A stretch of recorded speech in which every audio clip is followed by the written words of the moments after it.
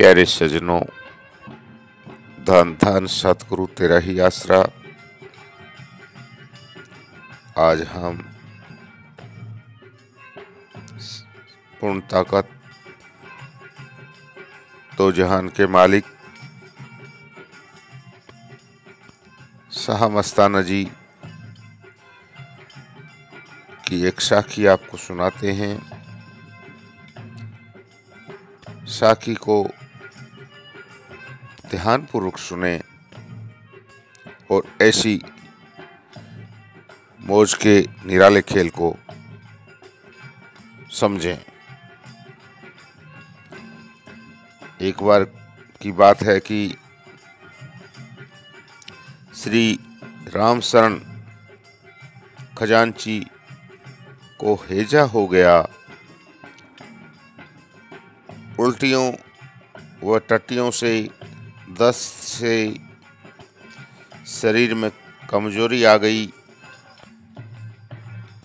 उन दिनों निरंकार बेपरवाह पतित पावन सतगुरु जी रोहतक पधारे हुए थे।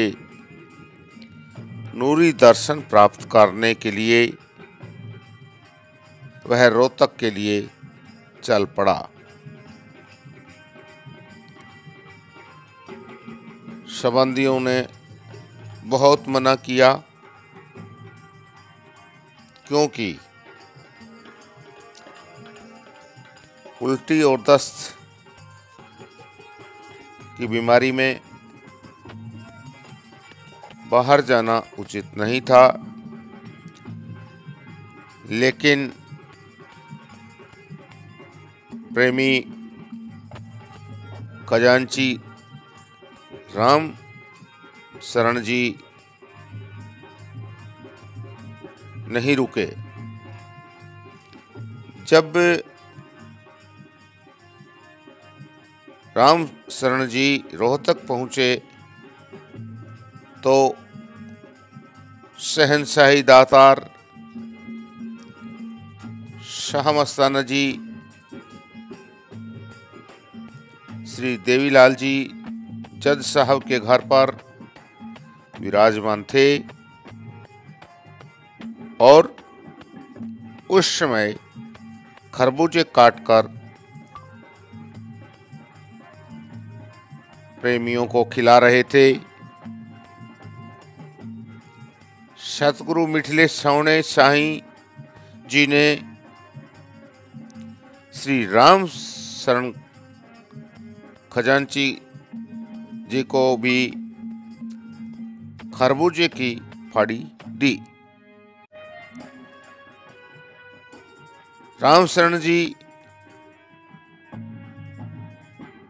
डर रहे थे कि उसे हैजा तो खरबूजे और तरबूज के कारण ही हुआ है और फिर वही खरबूजा मुझे शहंशाह दे रहे हैं और डॉक्टर ने खाने से मना किया हुआ है। लेकिन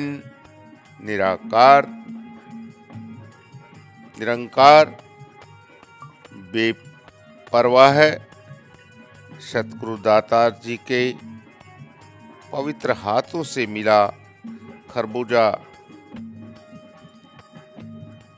वह कैसे मना कर सकते थे, कैसे वह न खाता। खा गए खरबूजे की फाड़ी को। जो दाता साईं जी ने उसे और फाड़ी दी। इसके बाद खाने के बाद एक और फाड़ी दी और वह भी खा गया। इस तरह वह 10-11 फाड़ियां खा गया। पेट भर गया था। गरीब नवाज सतगुरु साईं जी ने फिर सबको प्यार भरी लस्सी पिलाई, डॉक्टरों के अनुसार और हम सब की मान्यता के अनुसार खरबूजे व लस्सी की दुश्मनी होती है। जो बीमार नहीं है वह भी बीमार पड़ सकता है, और वह भी बुखार के समय लस्सी पिला दी,